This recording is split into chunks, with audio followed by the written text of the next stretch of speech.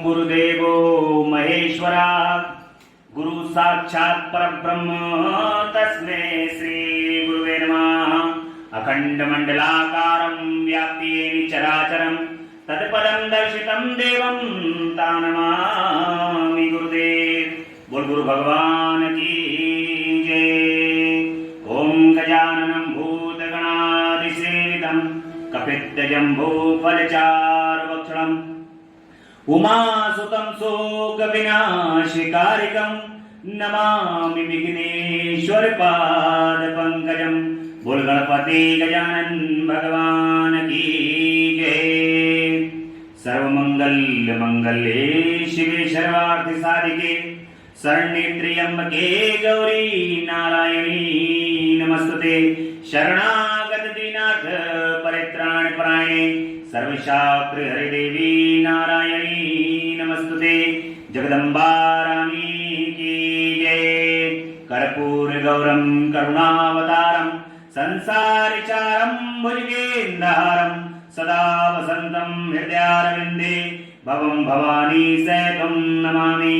ओम नमः शिवाय ओम नमः शिवाय ओम नमः शिवाय। बोले भूत भावन भगवान की जय। महामृत्युंजय भगवान की जय। भगवान श्री गुरुदेव की असीम अनुकंपा से माता पिता के आशीर्वाद आप सभी भक्तों के भाग्य के कारण आप सभी के श्रद्धा भक्ति विश्वास और जगदम्बा परा अम्बा पराशक्ति भगवान शिव की असीम अनुकंपा असीम कृपा के कारण ही आज भगवान की कथा का ये नवम दिवस है। भगवान शिव और जगदम्बा अनन्य रूप से कृपा कर रही हैं, तभी साक्षात भगवान शिव के स्वरूप शिव पुराण की कथा का सुनने का सौभाग्य हम सभी को प्राप्त हो रहा है। भगवान कृपा करते हैं तब भगवान की कथा शब्द के माध्यम से हमारे कर्ण में होते हुए अमृत बनकर हृदय में स्थापित होगी। कथा को सुनने से मन स्वच्छ होता है और स्वच्छ मन में भगवान शिव का निवास होता है। जो भक्त हृदय से मन लगा करके नित्य प्रतिदिन भगवान की कथा को सुनते हैं, श्रवण करते हैं और पठन करते हैं, उनका मन भगवान की कृपा से स्वच्छ होता है और स्वच्छ मन में भगवान शिव निवास करते हैं। और जिस मन में शिव निवास कर जाते हैं वो मन तो शिवमय हो जाता है।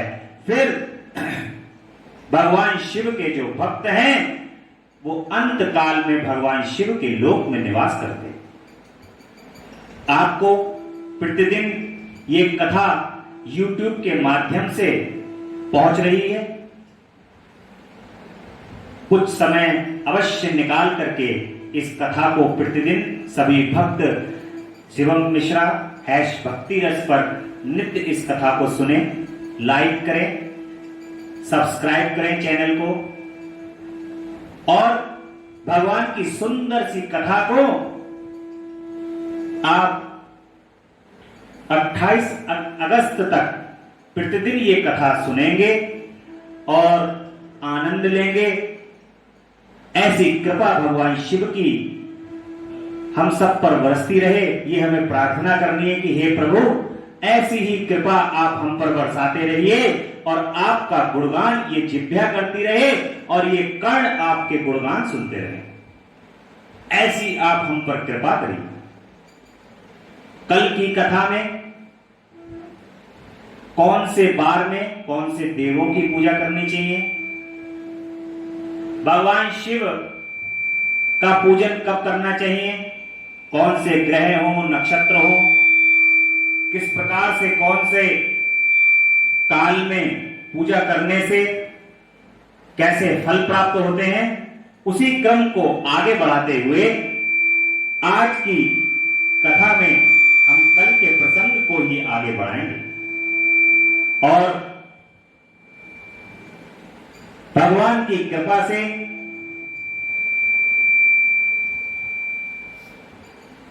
पौष मास में पूरे महीने भर जितेंद्रिय और निराहार रहकर द्विज प्रातः काल से मध्याह्न काल तक वेद माता गायत्री का जप करना चाहिए। तत्पश्चात रात को सोने के समय तक पंचाक्षर आदि मंत्रों का जप करना चाहिए। ऐसा करने वाला ब्राह्मण ज्ञान पाकर शरीर छूटने के बाद मोक्ष को प्राप्त कर लेता है। द्विजेतर नर नारियों को त्रिकाल स्नान और पंचाक्षर मंत्र के ही निरंतर जप से विशुद्ध ज्ञान प्राप्त हो जाता है। इष्ट मंत्रों का सदा जप करने से बड़े पापों का विनाश हो जाता है। जो अपने इष्ट के मंत्र का जाप करता है, अपने गुरु के दिए हुए मंत्र का जो जाप करता है, घोर से घोर पाप भी उसका नष्ट हो जाता है। सारा चराचर जगत बिंदु नाद स्वरूप है। बिंदु शक्ति है और नाद शिव है। इस तरह ये जगत शिव शक्ति स्वरूप ही है।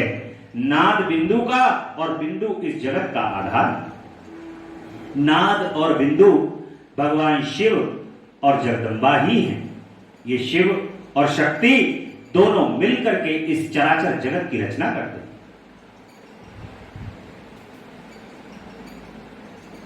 संपूर्ण जगत के आधार रूप में स्थित होते हैं, क्योंकि वही सबका आधार है। आधार ही आदेह का समावेश अथवा लय होता है। यही सकलीकरण है। इस सकलीकरण की स्थिति में ही सृष्टि काल में जगत का प्रादुर्भाव होता है, इसमें संशय नहीं है। शिवलिंग बिंदु नाद स्वरूप है, अतः इसे जगत का कारण बताया गया है। बिंदु देव है और नाद शिव है। इन दोनों का संयुक्त रूप ही शिवलिंग कहलाता है। अतः जन्म के संकट से छुटकारा पाने के लिए शिवलिंग की पूजा करनी चाहिए। जिनको मुक्ति चाहिए वे भगवान शिव के शिवलिंग की अवश्य पूजन करें। बिंदु रूपा देवी उमा माता है और नाद स्वरूप भगवान शिव है। इन माता पिता के पूजित होने से परमानंद की ही प्राप्ति होती है। अतः परमानंद का लाभ लेने के लिए शिवलिंग का विशेष रूप से पूजन करना चाहिए। भगवान शिव के साथ जगदम्बा का पूजन अवश्य करना चाहिए।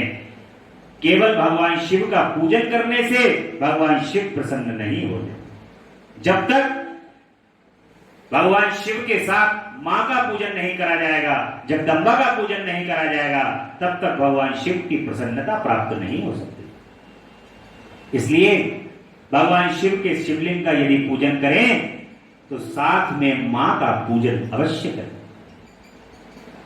जब मां प्रसन्न होती हैं, जगदम्बा प्रसन्न होती हैं, तो भगवान शिव स्वतः ही प्रसन्न हो जाते हैं। भगवान के सभी भक्तों ने वृंदावन में देखा होगा कि सभी भक्त राधे राधे राधे राधे राधे राधे जपोगे तो चले आएंगे बिहारी। जो भक्त राधे राधे शब्द का प्रयोग करते हैं तो बिहारी जी बंधे हुए चले आते। उसी प्रकार से जो जगदम्बा का पूजन करता है, जगदम्बा का स्मरण करता है, भगवान शिव स्वतः ही उस पर कृपा कर देते। क्योंकि भगवान शिव जगदम्बा के पूजन से प्रसन्न होते हैं। उनकी प्रसन्नता में ही भगवान शिव की प्रसन्नता है। इसलिए भगवान शिव के शिवलिंग के साथ मां का स्मरण करते हुए उनका पूजन अवश्य करना चाहिए। बिंदु रूपा माता देवी उमा जगत की माता है और भगवान शिव जगत के पिता हैं। जो इनकी सेवा करता है उस पुत्र पर इन दोनों माता पिता की कृपा नित्य अधिकाधिक होती, बढ़ती ही रहती है। कहते तो संसार में जब हम जन्म लेते हैं तो संसार में जन्म लेने के बाद जो हमारे माता पिता हैं, पिता को शिव और माता को पार्वती स्वरूप मान करके ही सभी पुत्र और पुत्रियों को अपने माता पिता का पूजन करना चाहिए।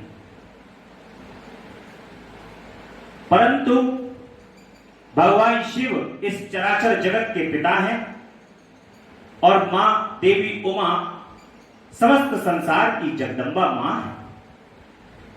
वे पूजन पर कृपा करके उसे अपना आंतरिक ऐश्वर्य प्रदान करते हैं। अतः मुनीश्वरों, आंतरिक आनंद की प्राप्ति के लिए शिवलिंग को माता पिता का स्वरूप मानकर उसकी पूजा करनी चाहिए। भगवान शिव को, शिव का जो शिवलिंग है उसको एकाकी नहीं मानना चाहिए। कभी ये नहीं समझना चाहिए कि ये केवल शिव है। भगवान शिव के लिंग में जो ऊपर का भाग है वो शिव है और जो नीचे का भाग है वो जगदम्बा है। इसलिए भगवान शिव जगदम्बा और भगवान शिव को मिलाकर के ही भगवान शिवलिंग के स्वरूप बना। इसीलिए जगदम्बा और भोलेनाथ दोनों का संयुक्त रूप होने के कारण ही आज तक भगवान के शिवलिंग की कोई था नहीं मिली, ना तो गहराई मिली है और ना कोई ऊंचाई मिली, क्योंकि मां भी अनंत है और शिव भी अनंत है। ना तो मां का कोई छोर है ना भगवान शिव का कोई छोर है, क्योंकि दोनों एक ही है। पृथक पृथक मत इनको तोलो, जब भी नैन मूंदो और जब भी नैन खोलो, जगदम्बा और भगवान शिव ही शिव बोलो। इसलिए मन में कोई संशय या कोई विकार न रखते हुए जगदम्बा और भगवान शिव के श्री चरण कमल में विश्वास रखते हुए भगवान के शिवलिंग की नित्य पूजन करना चाहिए। और शिवलिंग पर पूजन करने का मतलब मां और माता और पिता दोनों का पूजन करना। व्यक्ति आंतरिक अधिष्ठान रूप गर्भ को पुरुष कहते हैं और सुव्यक्त आंतरिक अधिष्ठान भूत गर्भ को प्रकृति कहते हैं। पुरुष आदि गर्भ है, वह प्रकृति रूप गर्भ से युक्त होने के कारण गर्भवान है, क्योंकि वही प्रकृति का जनक है। प्रकृति में जो पुरुष का संयोग होता है यही पुरुष से उसका प्रथम जन्म कहलाता है। अव्यक्त प्रकृति से महत्वादि के क्रम से जो जगत का व्यक्त होना है यही उस प्रकृति का द्वितीय जन्म कहलाता है। जीव पुरुष से ही बारंबार जन्म और मृत्यु को प्राप्त होता है। माया द्वारा अन्य रूप से प्रकट किया जाना ही उसका जन्म कहलाता है। जीव का शरीर जन्म काल से ही जीर्ण छह भाव विकारों से युक्त होने लगता है, इसलिए उसे जीव संज्ञा दी गई है। जो जन्म लेता है और विविध पाशों द्वारा तनाव बंधन में पड़ता है उसका नाम जीव है। जन्म और बंधन जीव शब्द का अर्थ है। अगर आपने जन्म लिया है तो यहां जन्म लेने के बाद बंधन तो कोई ना कोई बांध के रखेगा। कोई कहता है कि मैं स्वतंत्र हूं, तो वो कदापि स्वतंत्र नहीं, क्योंकि संसार के अंदर कोई ना कोई ऐसा बंधन जरूर है जो आपको बांधे रखता है। उसी बंधन के कारण वो जीव कहलाता है। अतः जन्म मृत्यु रूपी बंधन की निवृत्ति के लिए जन्म के अधिष्ठान भूत मात्र पितृ स्वरूप शिवलिंग का पूजन करना चाहिए। जिनको बंधन से मुक्त होना हो, जो स्वतंत्र रहना चाहते हो, वे भगवान शिव के शिवलिंग का पूजन करते हैं। जो भगवान शिव के शिवलिंग का पूजन करते हैं उनको कोई भी बंधन बांध नहीं सकता। बंधन से मुक्त होते हैं। गाय का दूध, गाय का दही और गाय का घी, इन तीनों को पूजन के लिए शहद और शक्कर के साथ पृथक पृथक भी रखें और इन सबको मिलाकर सम्मिलित रूप से पंचामृत भी तैयार करिए। भगवान के पूजन के लिए गाय का दूध, गाय का दही और गाय का घी, जो कलिकाल में सबसे पहले सामग्री भ्रष्ट हो जाती है, वो सामग्री आपको सही से उपलब्धता उसकी नहीं होती।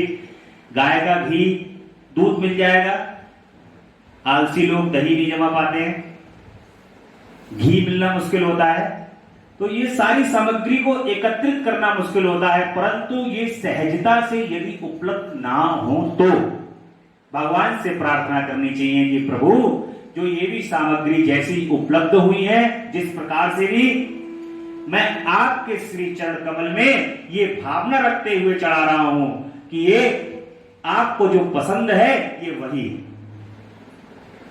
जब समर्पण होता है तो समर्पण भगवान को पूरी तरीके से समर्पित कर देना चाहिए। परंतु यदि व्यवस्था हो जाए तो इन चीजों की व्यवस्था करनी चाहिए और पंचामृत तैयार कर लेना चाहिए। इनके द्वारा शिवलिंग का अभिषेक एवं स्नान कराएं, फिर गाय के दूध और अन्न के मेल से नैवेद्य तैयार करके प्रणव मंत्र के उच्चारण पूर्वक उसे भगवान शिव को अर्पित करना चाहिए। संपूर्ण प्रणव को ध्वनि लिंग कहते हैं। स्वयंभू लिंग नाद स्वरूप होने के कारण नाद लिंग कहा गया है। यंत्र या अर्घा बिंदु रूप होने के कारण बिंदु लिंग के रूप में विख्यात है। उसमें अचल रूप से प्रतिष्ठित जो शिवलिंग है वह मकार स्वरूप है, इसलिए मकार लिंग कहलाता है। सवारी निकालने आदि के लिए जो चरलिंग होता है वह उकार स्वरूप होने से उकार लिंग कहा गया है। तथा पूजा की दीक्षा देने वाले जो गुरु या आचार्य हैं उनका विग्रह आकार का प्रतीक होने से आकार लिंग माना गया है। इस प्रकार आकार, उकार, मकार, बिंदु, नाद और ध्वनि के रूप में लिंग के 6 भेद हैं।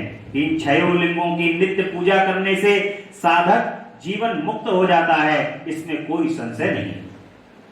भगवान के जिन लोगों को ज्ञान है, ज्ञानी पुरुष है, वो ये 6 प्रकार से भगवान का पूजन करते हैं और अपने जीवन को मुक्त करके भगवान शिव में लय हो जाते हैं। लेकिन भगवान से एक प्रेम और भक्ति का जो नाता रखते हैं, भगवान के श्री चरण कमल में जो विश्वास रखते हैं, उनका तो केवल भगवान से एक ही संबंध है, वो संबंध है प्रेम का। और जहां पर संबंध प्रेम का होता है वहां नियम और कानून कुछ नहीं होते। नियम और कानून किसके लिए हैं? नियम और कानून है पढ़े लिखे लोगों के लिए। जो पढ़े लिखे लोग होते हैं वो नियम और कानून से चलते हैं। लेकिन जो प्रेम की भाषा जानते हैं, जो प्रेम करना जानते हैं अपने भगवान से, तो उनके लिए किसी भी प्रकार का कोई नियम नहीं। वो जैसे होता है उस अवस्था में अपने प्रभु को अपने हृदय में समाहित करके वो सामग्री अपने प्रभु को उस समय पर चढ़ा देते हैं और कहते हैं कि प्रभु तेरा तुझको अर्पण क्या लागेगा। सब कुछ आप ही का है, ये सब कुछ आप ही का बनाया हुआ है। जैसी अवस्था आप दे रहे हो मैं उस अवस्था में रह करके आपका पूजन वंदन कर रहा हूं। परंतु इसका मतलब ये नहीं है कि आप हर समय केवल एक ही लय है आपके अंदर। जब व्यवस्था हो उस, क्योंकि जब प्रेम होगा तो आप व्यवस्था भी करोगे। जब आपके हृदय में भगवान के लिए प्रेम होगा तो आप नई नई चीजें सोचोगे कि आज अपने भगवान को ये करना है, आज अपने प्रभु को ये करना है, आज मेरे भगवान को ये अच्छा लगता है तो आज मैं ये करूंगा। ये प्रेम है। जब प्रेम के अंदर व्यक्ति होता है तो वो जो अपने प्रभु को जो अच्छा लगने वाली चीज है, अपने शिव को जो अच्छा लगने वाली चीज है, उस चीज का वो इंतजाम करेगा, उस प्रेम में करेगा।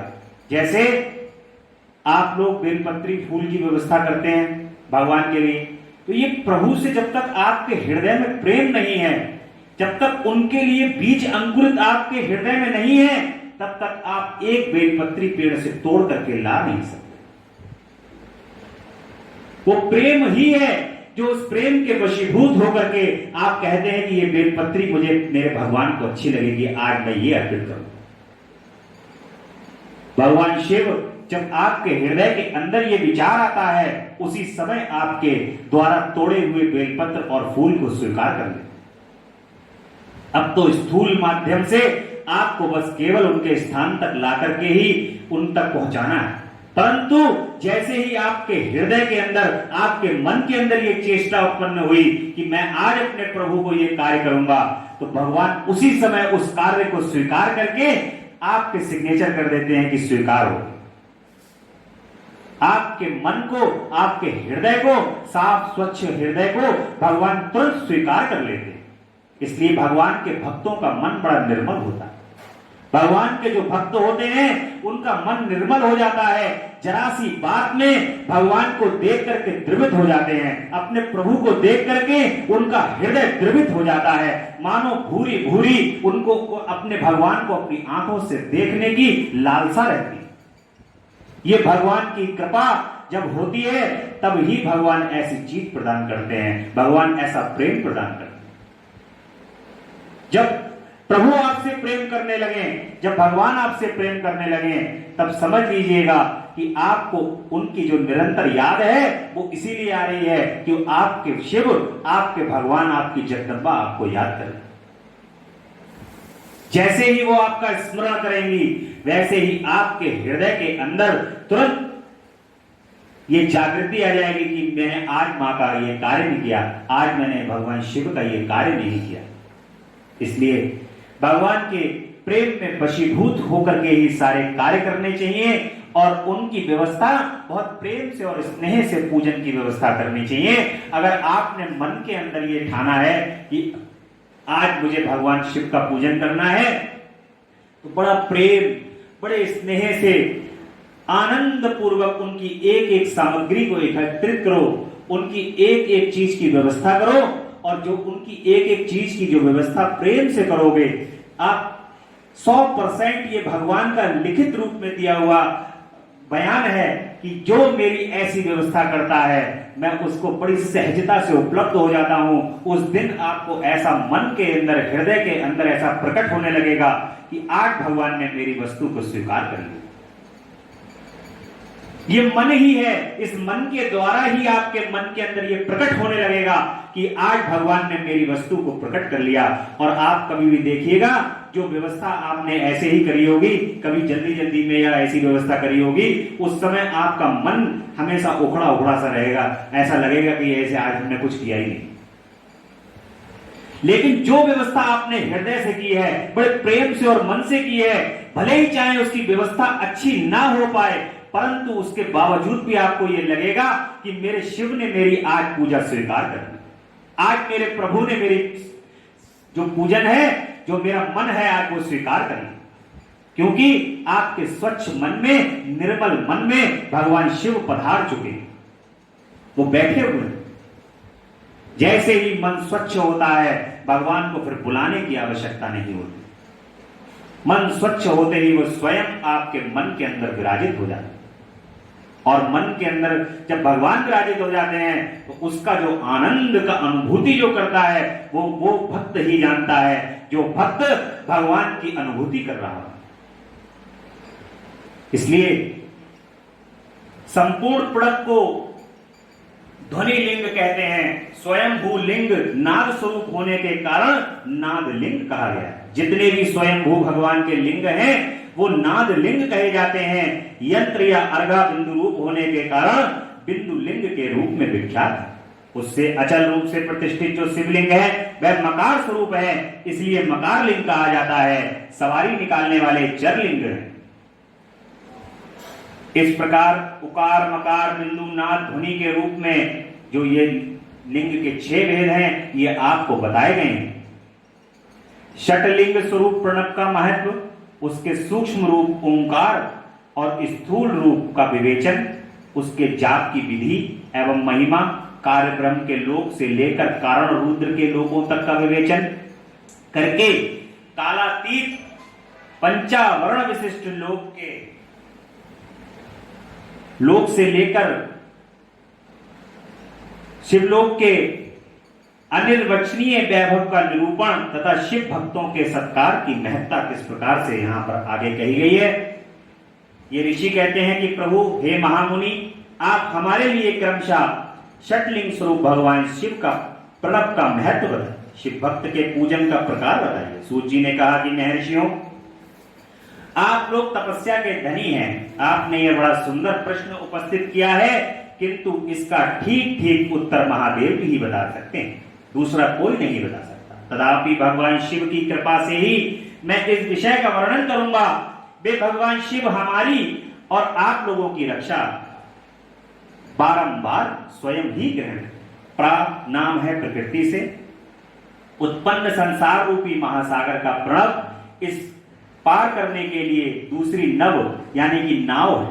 इसलिए इस ओंकार को प्रणव की संज्ञा देते हैं। ओंकार अपने जप करने वाले साधक से कहता है कि प्रपंच नहीं है बा तुम लोगों के लिए। अतः इस भाव को लेकर भी ज्ञानी पुरुष ओम को प्रणव नाम से जानते हैं। इसका दूसरा नाम यो है।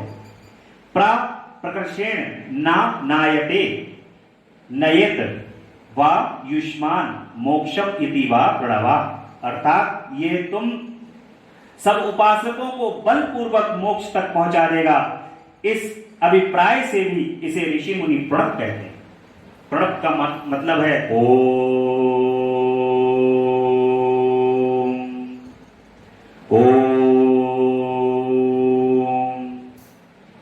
ये प्रणव शब्द ऐसा शब्द है जिसके उच्चारण से आप बलपूर्वक मुक्ति के मार्ग तक भी जा सकते हैं। जो जिनका मन पूजन में नहीं लगता, योग नहीं कर सकते, तपस्या नहीं कर सकते, वे कुछ देर बैठ करके प्रणव मंत्र ओम का उच्चारण करें तो ओम के उच्चारण करने से भगवान स्वयं कह रहे हैं कि मैं मुक्ति के मार्ग तक ले जाऊं। करने वाले योगियों तथा अन्य मंत्र की पूजा करने वाले उपासक के समस्त कर्मों का नाश करके यह दिव्य नूतन ज्ञान देता है। इसलिए भी इसका नाम प्रणव है। उन माया रहित महेश्वर को ही नव अर्थात नूतन कहते हैं। वे परमात्मा प्रकट रूप से नव अर्थात शुद्ध रूप है, इसलिए प्रणव कहलाते हैं। प्रणव साधक को नव अर्थात नवीन कर देता है, इसलिए भी विद्वान पुरुष उसे प्रणव के नाम से जानते हैं। अथवा प्रकृष्ट रूप से नव दिव्य परमात्मा ज्ञान प्रकट करता है, इसलिए वह प्रणव। प्रणव के दो भेद बताए गए हैं, स्थूल और सूक्ष्म। एक अक्षर रूप जो ओम है, इसे सूक्ष्म प्रणव जानना चाहिए, और नमः शिवाय इस 5 अक्षर वाले मंत्र को स्थूल प्रणव समझना चाहिए। जिसमें 5 अक्षर व्यक्त नहीं है वह सूक्ष्म है, और जिसमें 5 अक्षर सुस्पष्ट रूप से व्यक्त हैं वह स्थूल है। ये शरीर जो है ना अपना, इसको शिव क्यों कहा जाता है? क्योंकि ये भी सूक्ष्म और स्थूल दोनों ही रूप में उपस्थित है। जब तक आपके इस शरीर के अंदर प्राण है,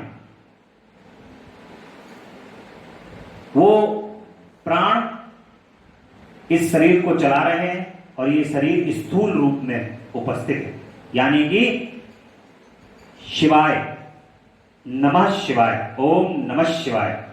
और ओम इसके अंदर विराजित होने वाली जो अंतर आत्मा है वो ओम है, वो सूक्ष्म शरीर है।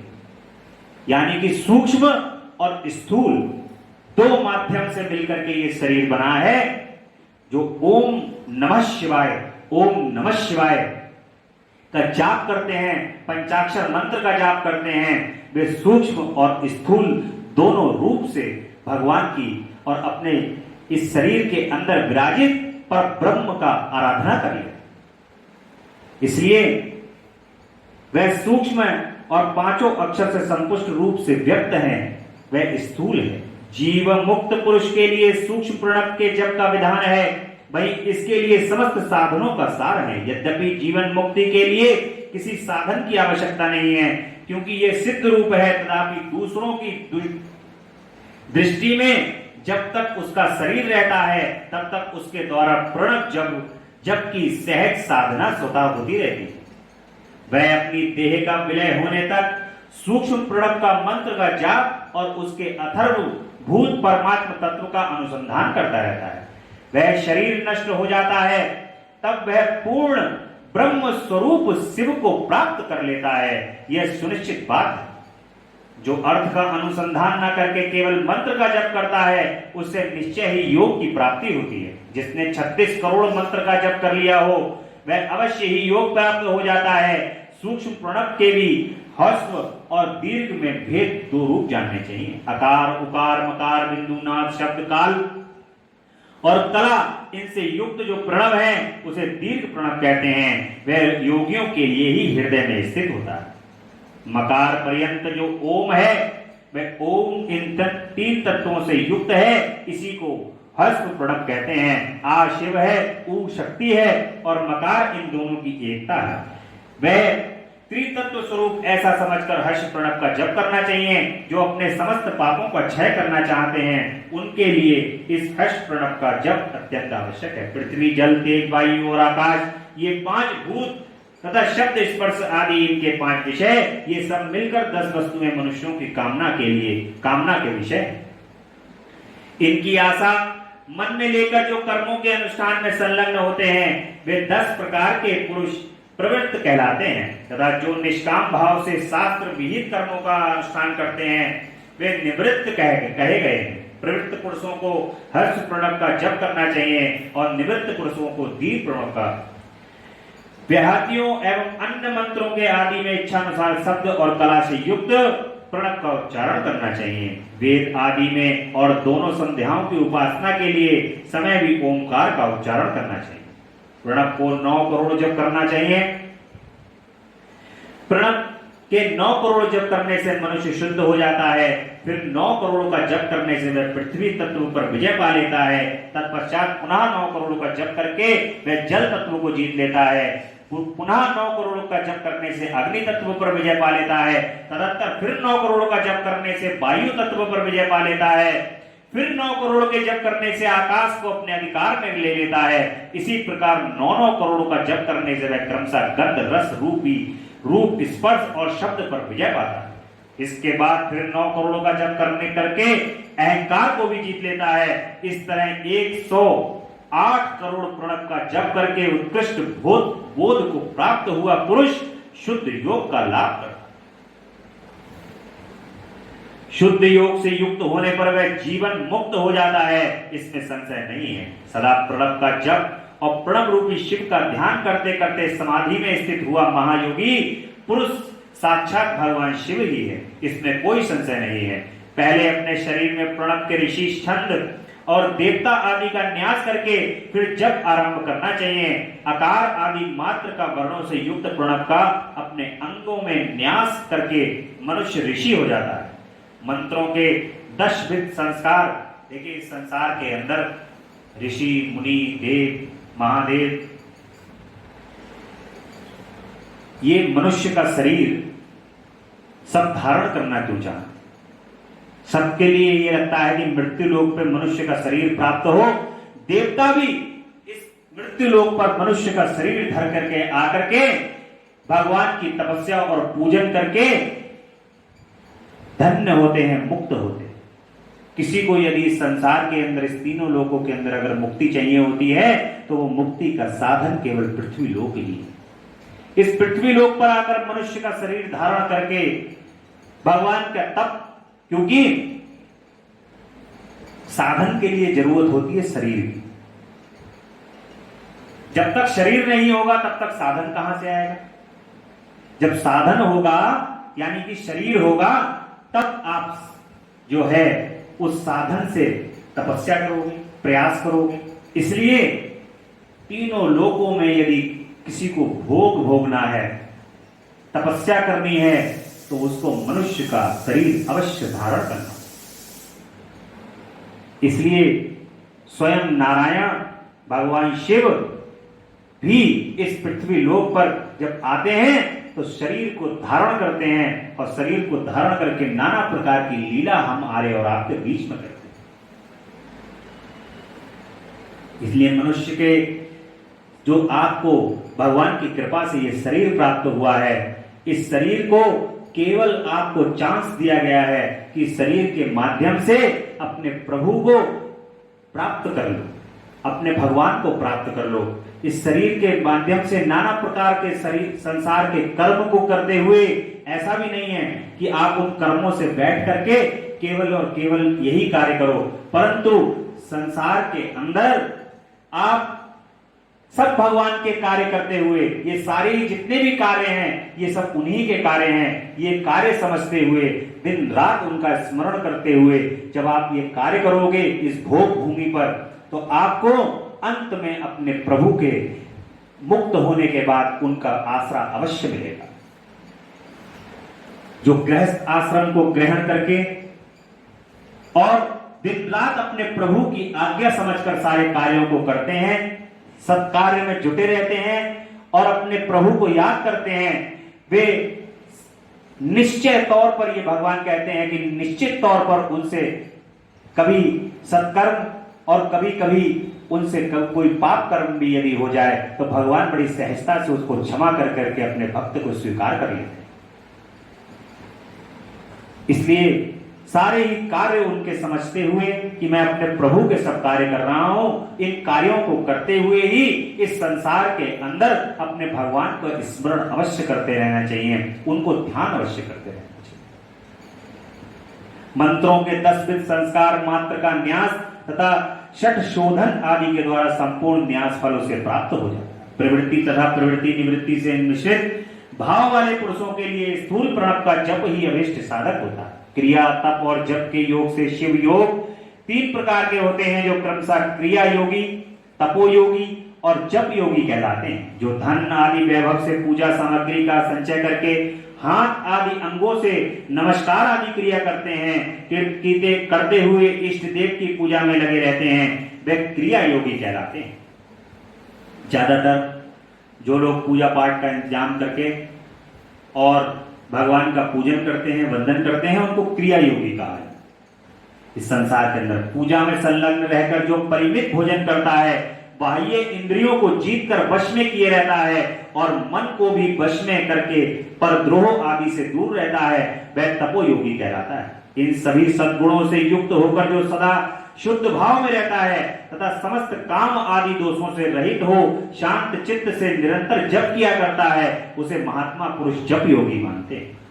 जो मनुष्य 16 प्रकार के उपचारों से शिव योगी महात्माओं की पूजा करता है, वह शुद्ध होकर सालोक्य आदि के क्रम से उत्तरोत्तर उत्कृष्ट मुक्ति को प्राप्त कर लेता है। दुजों, अब मैं जप योग का वर्णन करता हूं, तुम सब लोग ध्यान देकर सुनो। तपस्या करने वाले के लिए जप का उपदेश किया है, क्योंकि वह जप करते करते करते करते आपको सर्वदा शुद्ध कर लेता है। ब्राह्मणों पहले नमा पद हो, उसके बाद चतुर्थी विभक्ति में शिव शब्द हो और पंच तत्वात्मक नमः शिवाय मंत्र होता है। इसे शिव पंचाक्षर कहते हैं। यह स्थूल प्रणव रूप है। इस पंचाक्षर के जप से ही मनुष्य संपूर्ण सिद्धियों को प्राप्त कर लेता है। पंचाक्षर मंत्र के आदि में ओंकार लगाकर ही सदा जप करना चाहिए।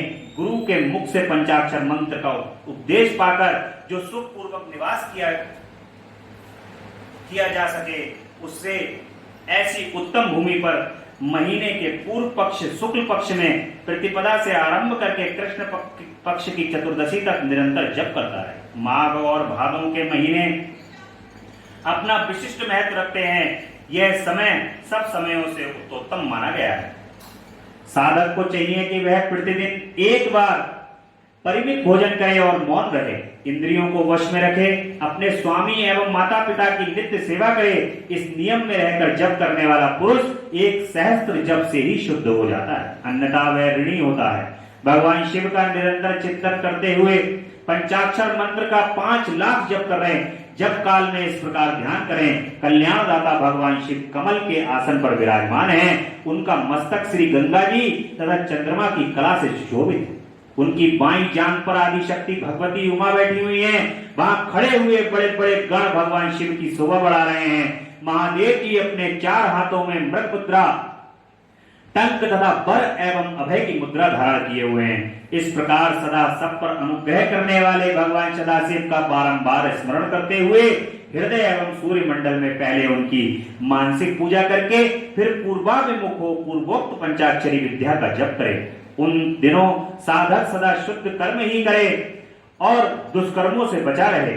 जबकि समाप्ति के दिन कृष्ण पक्ष की चतुर्दशी को प्रातः काल नित्य कर्म करके शुद्ध एवं सुंदर स्थान में शौच संतोष आदि नियमों से युक्त हो शुद्ध हृदय से पंचाक्षर मंत्र का 12 सहस्त्र जप करे। तत्पश्चात 5 सकट सपत्नीक ब्राह्मणों का जो श्रेष्ठ एवं शिव भक्त हो वर्ण करे। इसके अतिरिक्त एक श्रेष्ठ आचार्य प्रवर का भी वर्ण करे और उसे सांब सदाशिव का स्वरूप समझे। ईशान तत्पुरुष अघोर महादेव सदोजात इन 5 के प्रतीक रूप 5 ही श्रेष्ठ और शिव भक्त ब्राह्मणों का वर्ण करने के पश्चात पूजन सामग्री को एकत्र करके भगवान शिव का पूजन आरंभ करे। विधि पूर्वक शिव की पूजा संपन्न करके भगवान का हवन करे। इस प्रकार से भगवान के प्रणव जप का महत्व बताया गया है कि कैसे कैसे भगवान के प्रणव जप का महत्व करें, कितने जप करें, कौन से जप से कैसा फल प्राप्त होगा, ये हम कल की कथा में जानेंगे। और आज की कथा यहीं विश्राम लेगी। बोली शंकर भगवान की जय, महामृत्युंजय भगवान की जय। तेरा पल पल बीता जाए, मुख से जप ले नमः शिवाय। तेरा पल पल बीता जाए, मुख से जप ले नमः शिवाय। ओम नमः शिवाय, ओम नमः शिवाय, ओम नमः शिवाय, ओम नमः शिवाय। ये मुसाफिरी जब पूरी होगी, चलने की मजबूरी होगी। मुसाफिरी जब पूरी होगी, चलने की मजबूरी होगी। अवसर खाली न जाए, मुख से जप ले नमः शिवाय। तेरा अवसर खाली न जाए, मुख से जप ले नमः शिवाय। ओम नमः शिवाय, शिवाय, ओम नमः शिवाय, ओम नमः शिवाय, ओम नमः शिवाय, ओम नमः शिवाय, ओम नमः शिवाय, ओम